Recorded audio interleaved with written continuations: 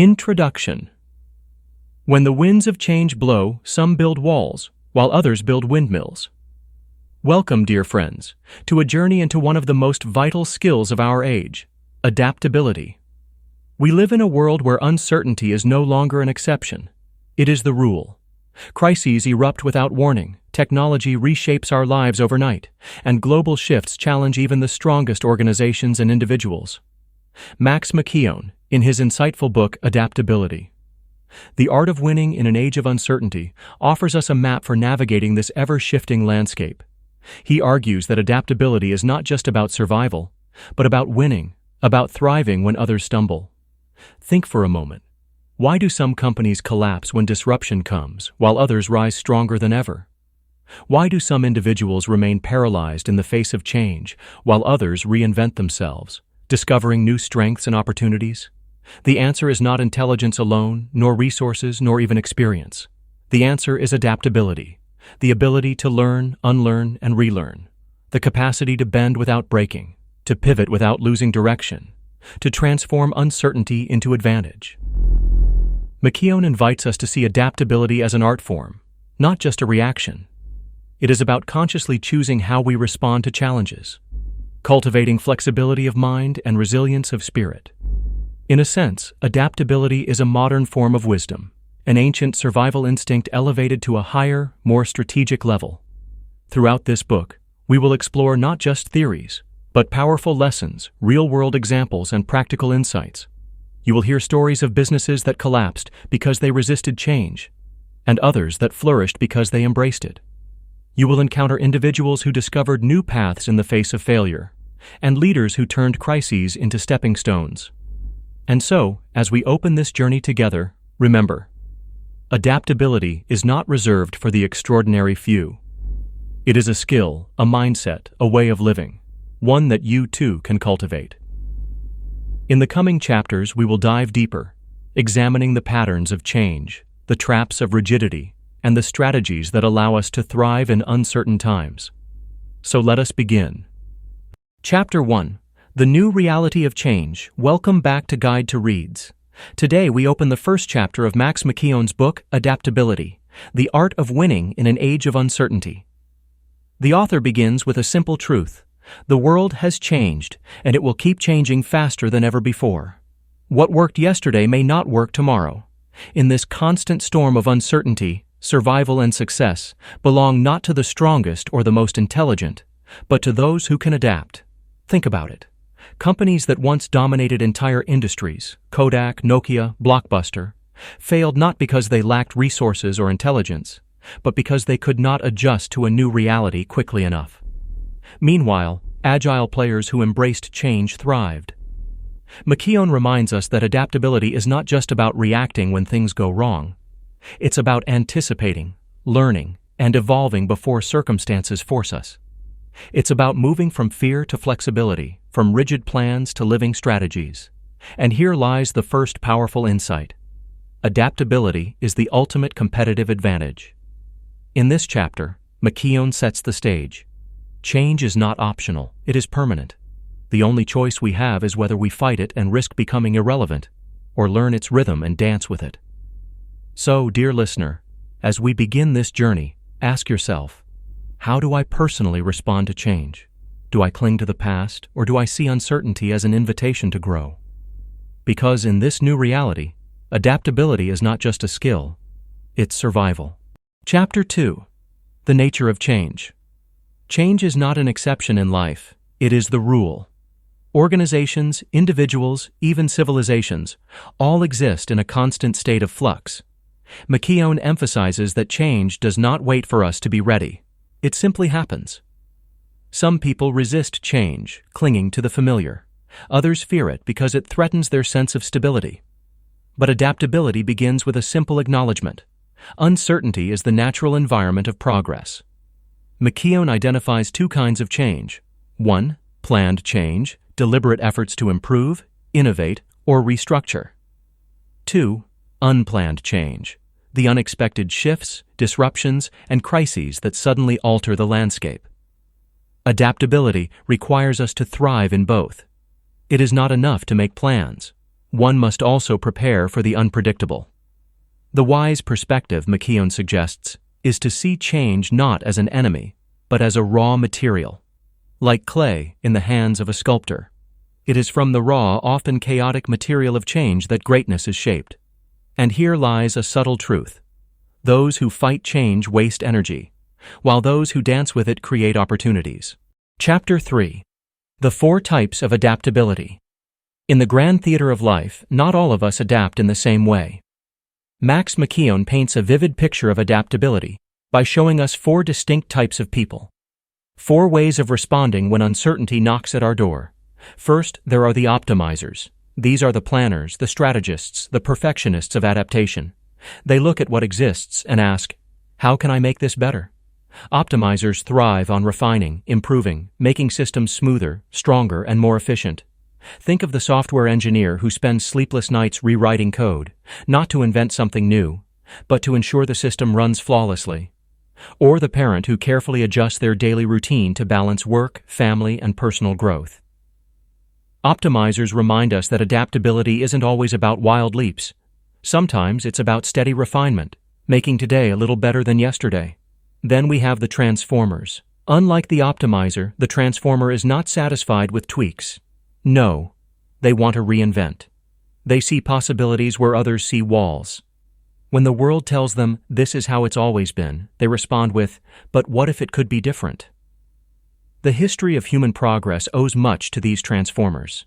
From Thomas Edison, who reimagined light itself, to Elon Musk, who redefined how we think about cars and space, transformers adapt not by fitting in, but by reshaping the world to fit their vision.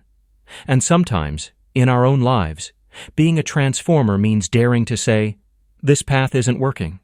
Let me carve a new one. The 3rd type is the survivor.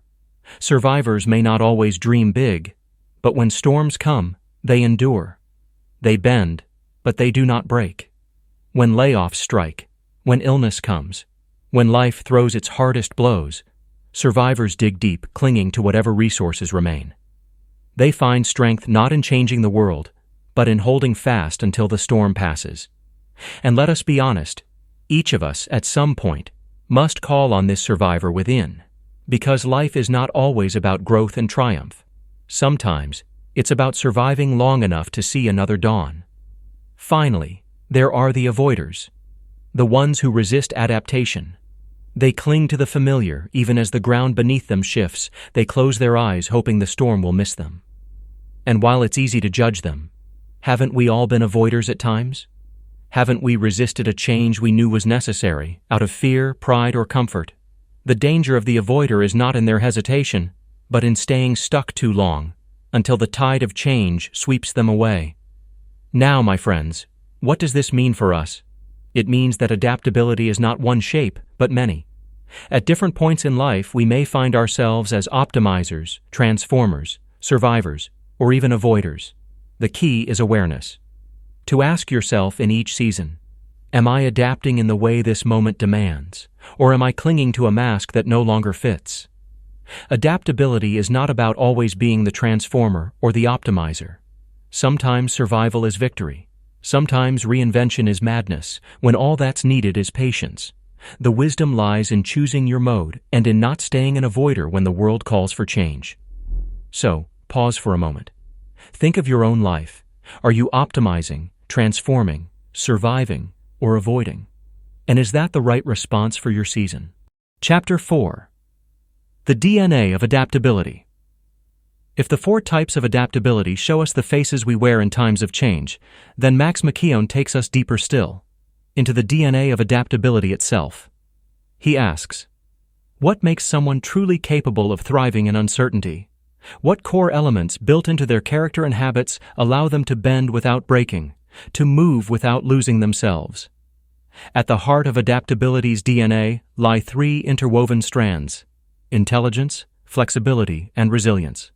Together, they form the code that determines how well we can adjust, not just once, but again and again as life tests us. The first strand is intelligence, but not intelligence in the narrow sense of book smarts or IQ. This is adaptive intelligence, the ability to read situations, detect patterns, ask questions, and make sense of the unfamiliar. Imagine walking into a new culture, a new job, or a crisis you've never faced before. Intelligence here means noticing what matters, discerning signals amidst the noise, and making choices grounded in clarity. It is the light in the darkness, guiding you when the map you thought you had no longer applies. The second strand is flexibility. Where intelligence gives you awareness, flexibility gives you movement. It is the willingness to shift course, to loosen your grip on old assumptions, to say, if this doesn't work, I'll try another way. Think of a tree in the wind. The rigid branch snaps, but the flexible one sways and survives. In our lives, flexibility means allowing ourselves to pivot careers, to unlearn outdated habits, to listen to perspectives we once resisted. It is not weakness but strength. For the strongest are those who can change shape without losing their essence. And then comes the third strand, resilience. This is the core of endurance, the muscle of the spirit. Resilience is not about avoiding hardship, but about recovering from it, falling and standing again, breaking and rebuilding stronger. Without resilience, intelligence and flexibility may collapse under the weight of setbacks. With resilience, even the deepest wounds become lessons that fortify. Together, intelligence, flexibility, and resilience form the genetic code of adaptability. But Max McKeown adds a profound insight. It's not enough to possess these strands in isolation. They must work in harmony. Intelligence without resilience becomes brittle brilliance. Flexibility without intelligence becomes aimless drifting. Resilience without flexibility becomes stubborn endurance. Only when the three are woven together do we find true adaptive strength. Now, pause for a moment and turn this inward. In your own life, which strand is strongest in you? Are you the sharp observer, always quick to make sense of complexity, but perhaps less willing to change course? Are you the flexible spirit, always open to the new, but sometimes lacking focus or endurance? Or are you the resilient fighter, able to withstand hardship, but perhaps holding on too tightly when change is necessary? Adaptability is not perfection, it is practice. And just as DNA can evolve, so too can we. Each strand can be strengthened, each weakness balanced, each season of life giving us a chance to grow a fuller, more resilient code. So as we move from the 4 types of adaptability into the DNA of adaptability, Max McKeown leaves us with a vital truth. Adaptability is not just about what we do when life changes, but about who we become through the changing. Chapter 5. Learning to Let Go. If Chapter 4 gave us the DNA of adaptability, Chapter 5 teaches us evolution's oldest rule. We grow by releasing what no longer serves us. Letting go isn't defeat, it's design. It's the quiet, deliberate choice to stop feeding what drains your energy. Old strategies, old stories, old identities, so that your best future has room to breathe. Why letting go is hard. 3 invisible forces keep us stuck. 1. Sunk cost bias. I've invested too much to stop now. We keep pouring time, money, and pride into yesterday's plan. 2. Identity attachment. Who am I without this role? We confuse what we do with who we are. 3. Status quo comfort. At least this is familiar. Predictability masquerades as safety, even when it limits us. Adaptable people notice these forces, and then choose on purpose, not by inertia. What letting go really means, it doesn't mean abandoning your values or burning everything down. It means pruning. Keep the roots, principles, purpose, strengths. Prune the branches, methods, routines, assumptions that no longer bear fruit. In organizations, this looks like selective abandonment, retiring legacy projects that consume resources but no longer create value. In personal life, it's releasing habits, labels, and expectations that once fit a past season, but are too tight for who you're becoming. A practical framework, use it this week. 1. Name the dead weight. List projects, habits, or narratives that feel heavy. If it didn't exist today, would you start it? If no, flag it. 2. Run a sunk cost check. Ask, if I discovered this now, would I commit? Past investment is not a reason to continue. 3. Separate role from identity. Write, I am someone who values, pras, I currently do, pras. Roles can change, values travel with you. 4. Create kill criteria. Before you continue, define conditions to stop. Date, budget, traction. When criteria are met, you exit. No drama. 5. Shift to small bets. Replace one big stuck commitment with 3 safe-to-fail experiments. Progress loves prototypes.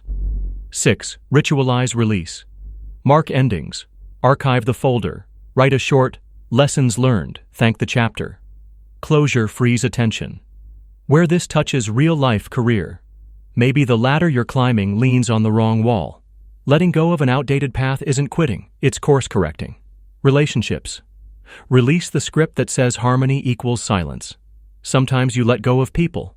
Other times, you let go of patterns. Health habits. Stop chasing perfect routines. Let go of all or nothing. Choose always something. Small, consistent moves.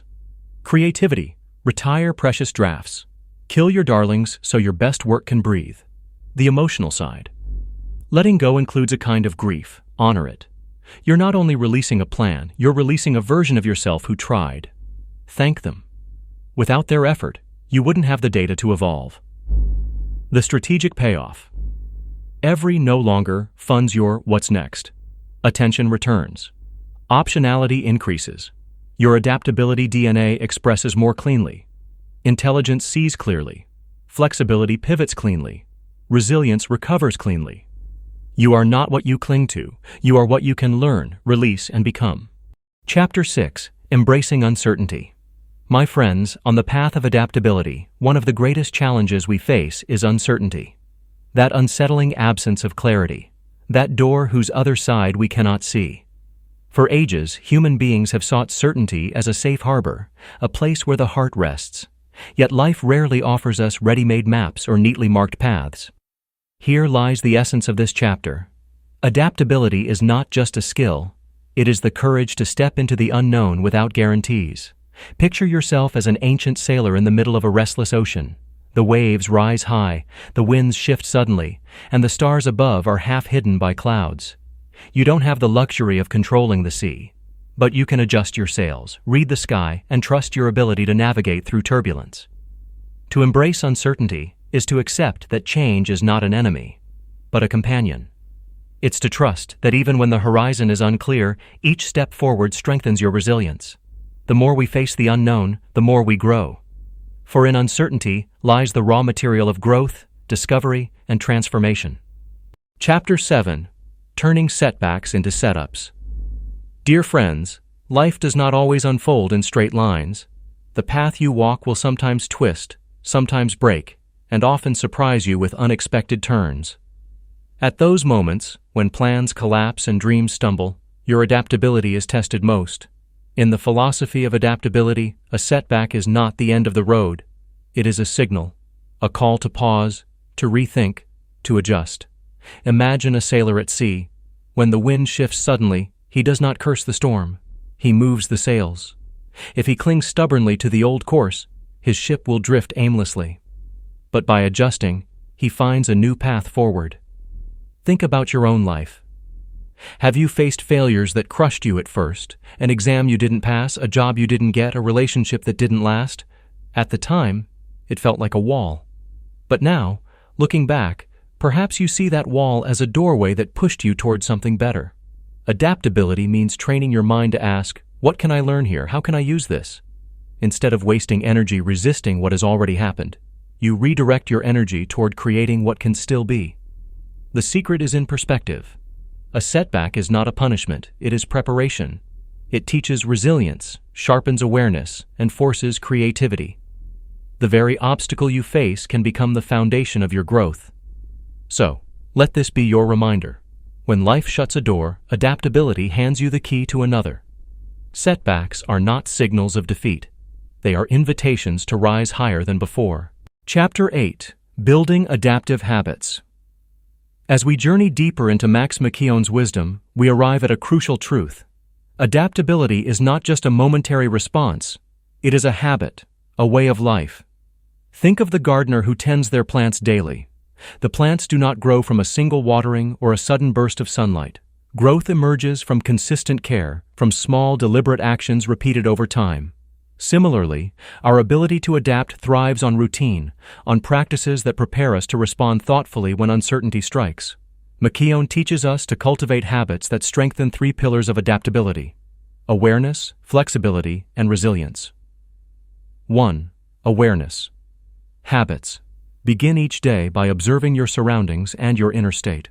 Notice where assumptions may mislead you, where old patterns no longer serve. Awareness is the soil in which adaptability takes root. 2. Flexibility. Habits. Practice small shifts daily. Tackle problems in multiple ways. Welcome alternative perspectives, and challenge yourself to rethink decisions. Flexibility is the sunlight that helps growth reach toward new possibilities. 3. Resilience. Habits. Embrace micro-failures as lessons. Keep journals, reflect on setbacks, and create mental routines that remind you of past recoveries. Resilience is the water that nourishes your adaptive spirit. The beauty of adaptive habits is that they compound over time. Just as a small daily practice builds mastery in music or sports, small adaptive actions accumulate, making you naturally more agile when real challenges arise. Ask yourself, which habits am I planting today that will allow me to bend without breaking tomorrow? Which routines are strengthening my capacity to navigate uncertainty with calm and insight? When we commit to adaptive habits, we transform adaptability from a reactive skill into a proactive lifestyle, one that carries us not only through storms but into opportunities we might never have imagined. Chapter 9. Leading with Adaptability. As we near the conclusion of our journey through Max McKeown's insights, we arrive at a vital truth. Adaptability is not only personal, it is profoundly social. How we respond to change shapes not just our own path, but the paths of those around us. Leadership in an age of uncertainty is measured by adaptability. Picture a captain guiding a crew through uncharted waters. Storms rise without warning, currents shift, and the horizon is hidden. The captain who clings rigidly to old charts risks running aground. The adaptable leader, however, observes, listens, and adjusts, communicating clearly, inspiring confidence, and inviting the crew into problem-solving together. McKeown emphasizes that adaptive leaders do 4 things exceptionally well. 1. Model adaptability. Leaders show by example that change is not feared, but engaged. When they pivot gracefully, others learn to do the same. The team absorbs confidence, not panic. 2. Encourage experimentation. Leaders create safe spaces to test ideas, take calculated risks, and learn from outcomes, successes and failures alike. Innovation thrives where curiosity is rewarded, not punished. 3. Listen intently. Adaptable leaders gather signals from all directions: market shifts, team feedback, subtle trends. Awareness is amplified through connection. 4. Empower others to adapt. True leadership is not control, it's cultivating capability.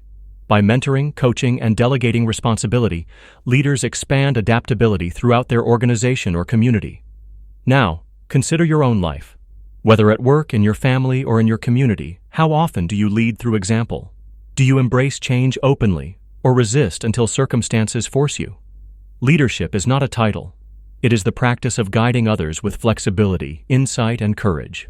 In an unpredictable world, the greatest leaders are not those who command certainty, but those who navigate uncertainty with calm, skill, and an open mind.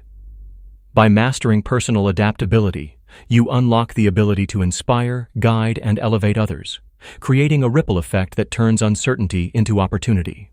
Chapter 10. The Path Forward, Integrating Adaptability.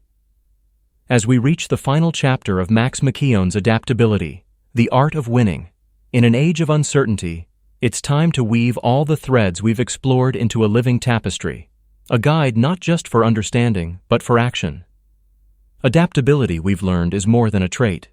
It is a way of thinking, a set of practices, and a mindset that permeates every decision, every habit, every interaction. It begins with awareness, flourishes through experimentation, and strengthens as we let go of what no longer serves us. It is shaped by the type of adapters we become: optimizers, transformers, survivors, or even occasionally avoiders. And it becomes enduring when embedded in habits that reinforce flexibility, intelligence, and resilience. Yet knowledge alone is not enough. McKeown reminds us that adaptability is a lived experience, not a checklist.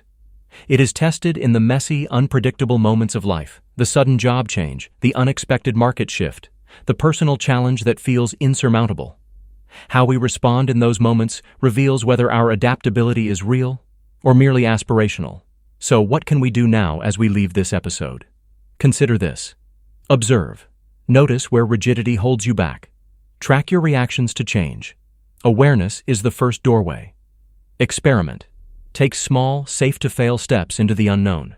Try a new approach, a new process, or a new perspective. Let the world teach you. Prune. Release the habits, assumptions, and roles that drain energy or limit your growth. Make space for what matters. Lead. Model flexibility and openness. Share your learning. Inspire others to embrace uncertainty with curiosity rather than fear. Adaptability is not about controlling the storm. It is learning to dance in the rain, to find rhythm in chaos, and to discover opportunity where others see only risk. As we close this journey, remember, the world is uncertain, but your response is yours to shape. Each decision, each habit, each choice to lean into change builds the life you can thrive in, not despite uncertainty, but because of it. If a spark of insight touched you during this episode, carry it forward.